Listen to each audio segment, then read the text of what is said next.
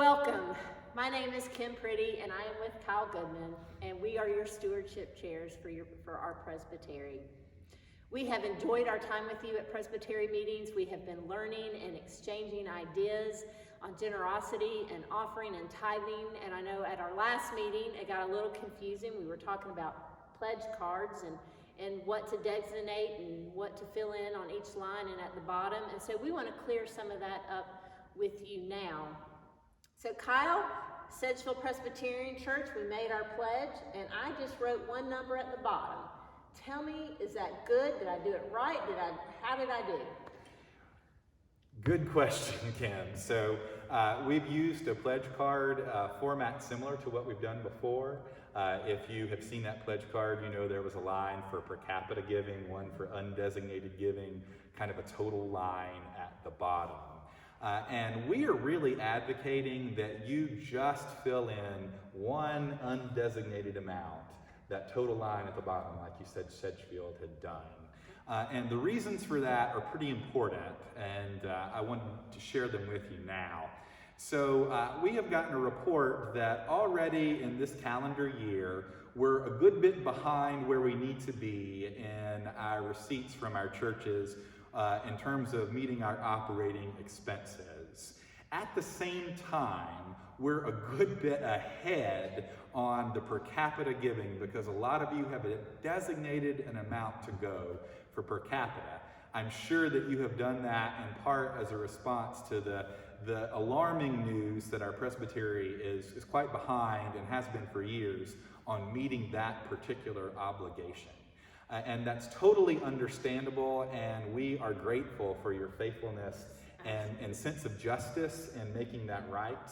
But because we're so far ahead already on that per capita giving versus our presbytery giving as a whole, it might be creating a problem in the not too distant future that we want to bring to your attention.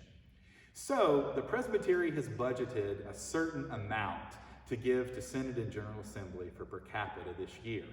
And at this current rate, we're going to reach that amount somewhere in the middle of the year. Now, what happens when we reach that threshold is any dollar that you designate, your church designates as per capita, we have to continue to send that on to Synod and General Assembly.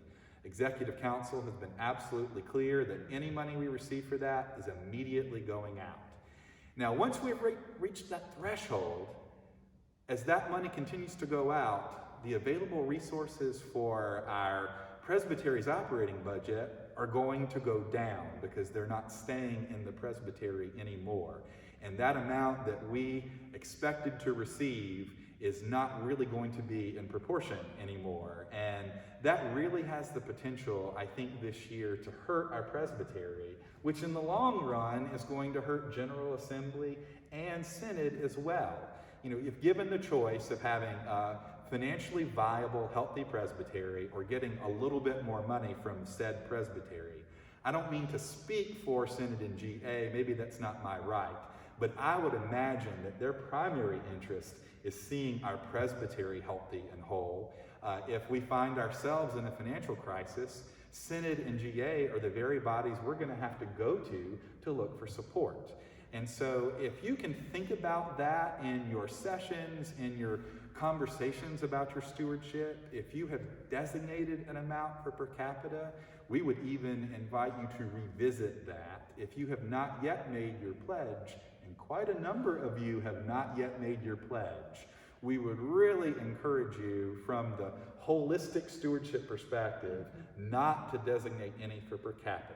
Again, keep in mind that everything the presbytery approved in its budget is going to find its way to Synod and GA. We just don't want that amount to climb so high at the detriment of the presbytery. Does that make sense, Kim? That makes perfect sense.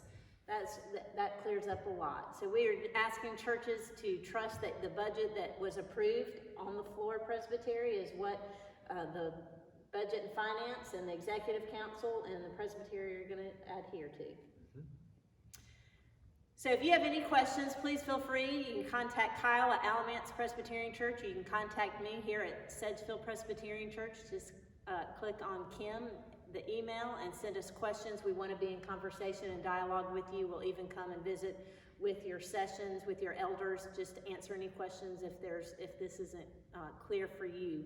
We also are praying that you continue to have conversations about stewardship and generosity among your own congregation. We know that it is in trying times. We both have churches that we are also trying to lead those conversations with. And so in the Salem Matters, you're going to get a small article about ideas and resources that you can talk with your faith leaders about and talk with your church about, so that you can continue that work. And if we can be of any help, we would love to do that for you. But just know that we are praying for you and that we support you, and that these are times and God is bigger than all that we are fearful of in this time.